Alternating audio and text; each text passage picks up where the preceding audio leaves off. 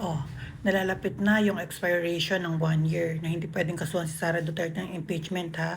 Dahil sa maling pagpatong-patong nila ng kaso ng impeachment kay Sara, na void tuloy yung impeachment ni Sara Duterte na silang may gawa. Masyado sila excited eh.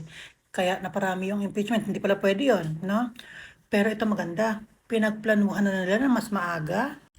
Ilagay nila si Remulla sa ombudsman para pag nagsampa ng kaso, mas madali yung usad. Mas malaki yung tsansa na ma-impeach si Sara Duterte. Nice move, BBM. At ngayong nalalapit na ang nakatakdang araw, nagsasama-sama na naman ang iba't ibang mga puwersa. Nagkakampi-kampihan na naman kayong lahat. Pero remind ko lang kayo ha, dati hindi naman namin mahal na mahal ang mga Duterte.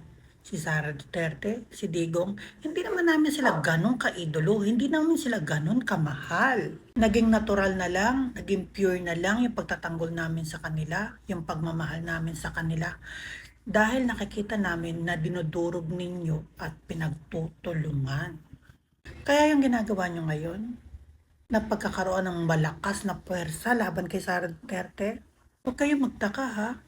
Kung magulat kayo, mas dumami pa ang followers ni Inday Sara. At ang may kasalanan doon, kayo. Hindi kayo napapagod sa strategy niyong pagtulong-tulungan sa Sara Duterte. Iyan nga ang nakakahikayat sa mga tao. Para ang panig ay mapunta kay BP. Kahit magsama-sama pa kayong lahat. Hindi kayo magtatagumpay. Hindi niyo makukuha ang atensyon ng mga tao.